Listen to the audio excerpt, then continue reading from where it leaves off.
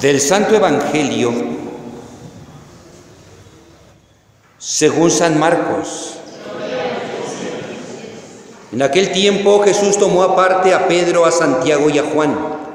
Subió con ellos a un monte alto y se transfiguró en su presencia. Sus vestiduras se pusieron esplendorosamente blancas, con una blancura que nadie puede lograr sobre la tierra. Después se les aparecieron Elías y Moisés conversando con Jesús. Entonces Pedro le dijo a Jesús: Maestro, qué a gusto estamos aquí. Hagamos 3 chozas, una para ti y otra para Moisés y otra para Elías. En realidad no sabía lo que decía, porque estaban asustados. Se formó entonces una nube que los cubrió con su sombra, y de esta nube salió una voz que decía: Este es mi Hijo amado, escúchenlo. En ese momento miraron alrededor y no vieron a nadie sino a Jesús, que estaba solo con ellos. Cuando bajaban de la montaña, Jesús les mandó que no contaran a nadie lo que habían visto, hasta que el Hijo del Hombre resucitara de entre los muertos. Ellos guardaron esto en secreto, pero discutían entre sí qué querría decir eso de resucitar de entre los muertos. Palabra del Señor. Sentados.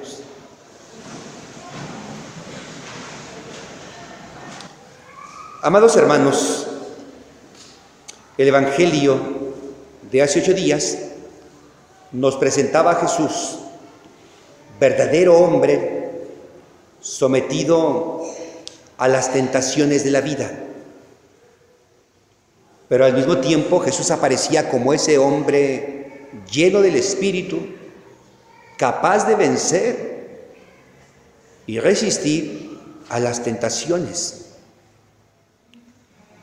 En el Evangelio del día de hoy se nos presenta la divinidad de Jesús, el estado del hombre una vez que ha vencido o superado la muerte.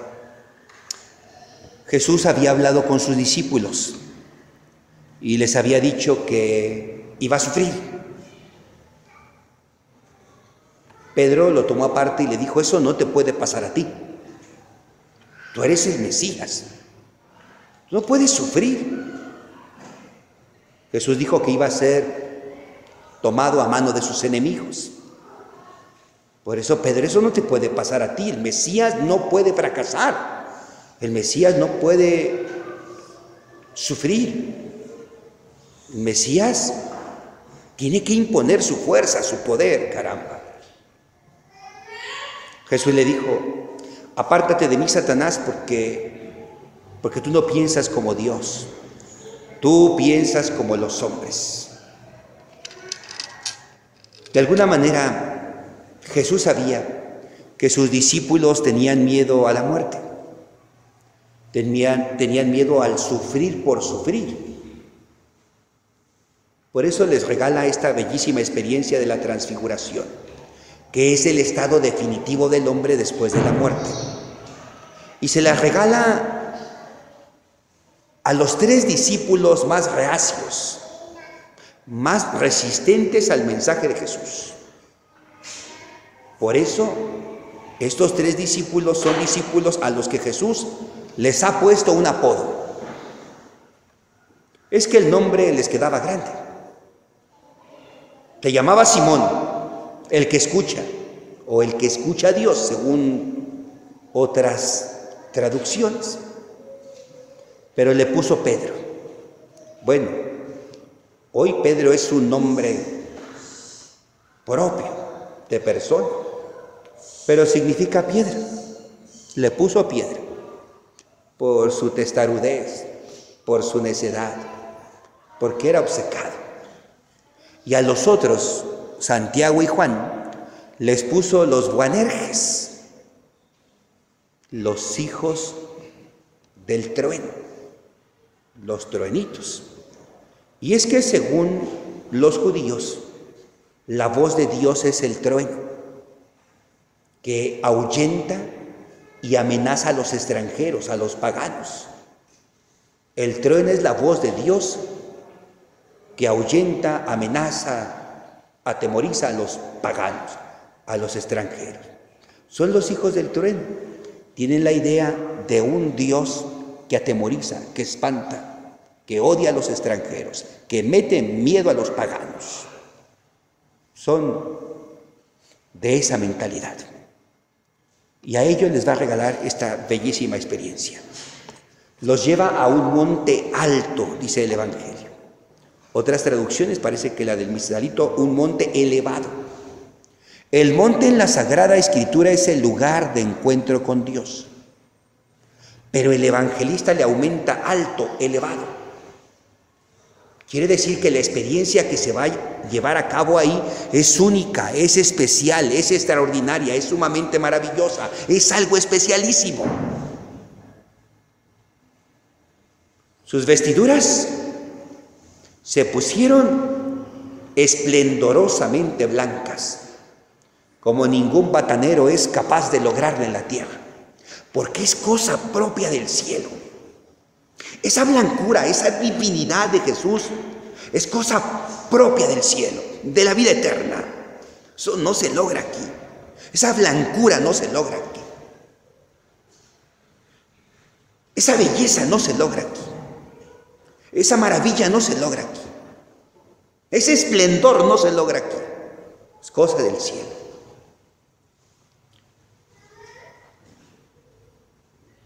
En eso están cuando aparecen dos personajes, dos héroes de Israel. Moisés, que fue el que liberó al pueblo de Israel de la esclavitud en Egipto, lo hizo caminar por el desierto y lo llevó a la entrada de la tierra de libertad, de la tierra prometida. O sea, el gran liberador, el gran legislador, el que entregó los 10 mandamientos. Personaje importante para los judíos. Y el otro, Elías, el que hacía caer fuego del cielo. No una vez, 2, 3 veces. El que persiguió a los sacerdotes del dios Baal, a los profetas del dios Baal, y los degolló a cuchillo a todos. El que hizo caer fuego del cielo y quemó a más de 100 hombres. Elías.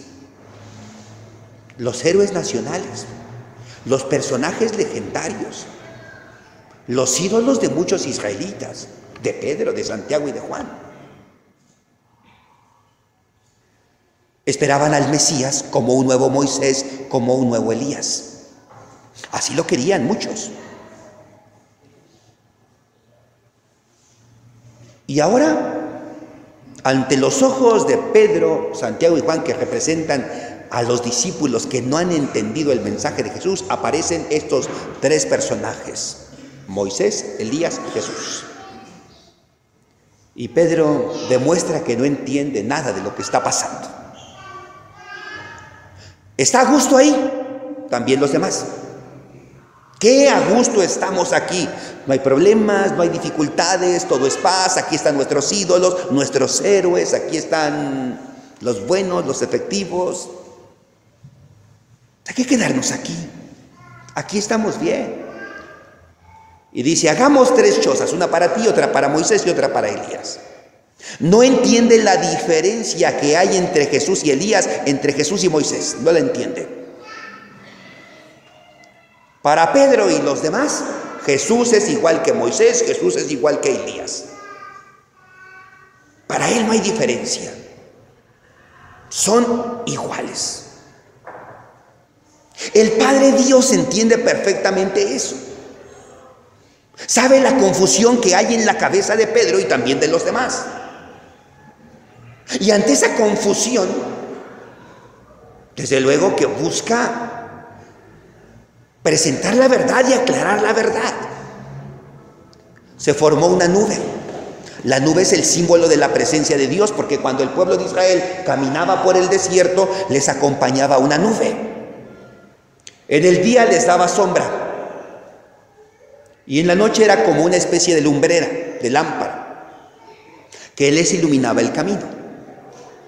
Era Dios, que camina en el desierto con su pueblo, que acompaña a su pueblo por el desierto. Aquí también es Dios, que quiere disipar las dudas que hay en Pedro, que quiere aclararle a Pedro cómo son las cosas. Y le dice, como señalando, como enfatizando, este es mi Hijo amado, Y en la Sagrada Escritura, hijo es el que se comporta como el Padre, el que es como el Padre, el que vive como el Padre, el que siente como el Padre, el que ama como el Padre. Es la proyección del Padre, es el reflejo del Padre. Este es mi hijo. Moisés no se ha comportado como el Padre. Elías tampoco. Hicieron cosas buenas y también cometieron errores, asesinaron, liberaron a través de la muerte del otro. Moisés y Elías.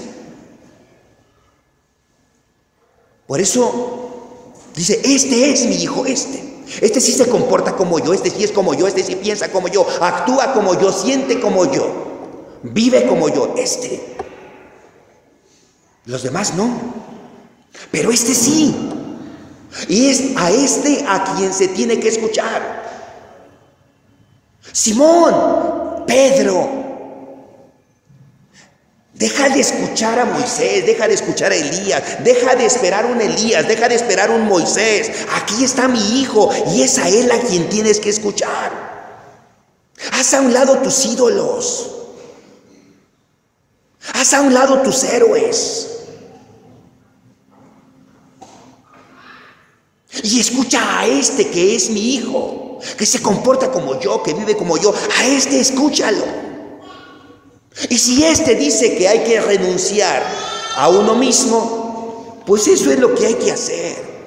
Y si dice que hay que cargar la cruz de cada día, pues es que así ha de ser. Y todo lo que diga hijo mío amado, pues es el camino, es la escalera para que puedas tener esta vida de la que no te quieres alejar. Solo escuchando al Hijo amado y viviendo lo que dice el Hijo amado, se puede obtener esa experiencia de felicidad plena que todos añoramos, que todos queremos, que todos deseamos, que todos buscamos. Pero no se trata simplemente de tenerla y ya, que a gusto estamos aquí, no. Esa vida se construye, esa vida se trabaja. Por eso dice el Evangelio, cuando bajaban de la montaña, porque no se van a quedar en la montaña, digo, qué a gusto estamos aquí, vamos a quedarnos aquí, vamos a poner nuestras chozas para quedarnos a vivir aquí. No, Pedro, Santiago, Juan, hay que bajar. A ninguno nos gustan los problemas, no queremos dificultades, pero así es la vida y de eso está llena la vida. Y precisamente ahí, en medio de los problemas, en medio de las dificultades, en medio de los roces humanos, es donde hay que hacer presente el amor. Si queremos tener esa vida maravillosa. No se trata de sufrir por sufrir, no. Se trata de entregar la vida, de servir a los demás, de tender la mano, de ser solidarios, de vivir de cara a los demás. Si eso trae como consecuencia alguna pena, si eso trae como consecuencia algún dolor, si eso trae como consecuencia un sufrimiento, pues hay que enfrentarlo también. Pero no es sufrir por sufrir. El sufrimiento debe ser consecuencia, el sufrimiento cristiano debe ser consecuencia de querer vivir los valores evangélicos, de asumir el estilo de vida de Jesús. Si por asumir el estilo de vida de Jesús vienen sufrimientos, hay que enfrentarlos. Pero lo importante no es el sufrir por sufrir. Lo importante es desgastar la vida, tender la mano, vivir de cara a los otros, negarnos a nosotros mismos, cargar la cruz de cada día, servir, amar. Y si hacemos eso, es el camino para obtener aquella vida de la que Pedro quería disfrutar sin cruz y sin negarse a sí mismo. Él les dijo que no lo contaran porque no lo entenderían. Ellos discutían qué significaba eso de resucitar de entre los muertos. Para ellos la única vida era esta. No entendían aquello de la resurrección. Lo que Jesús les quiere enseñar es que sí. Lo que les quiso enseñar en aquella ocasión es que sí, sí hay otra vida. Sí la hay. Pero para poder llegar a ella, hay que aprender a vivir en esta. Hay que saber vivir esta.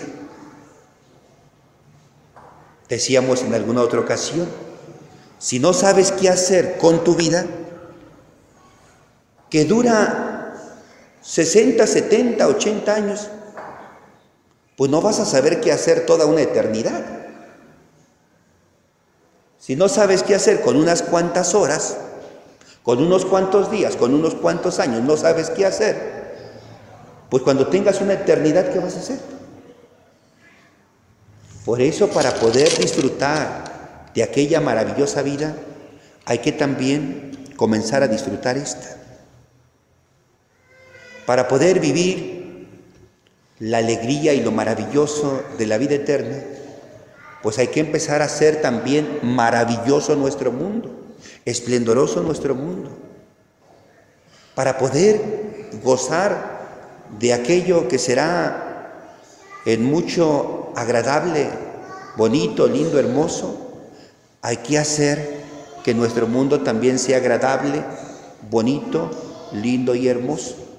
Y sin duda al final de nuestro paso por este mundo, gozaremos de esa vida que Pedro quería gozar sin vivir para los demás. Que el Señor pues nos permita, queridos hermanos, vivir esta palabra, comprenderla mejor y prepararnos cada día amando a los demás para ir al encuentro eterno con el Señor. Que así sea. Amén.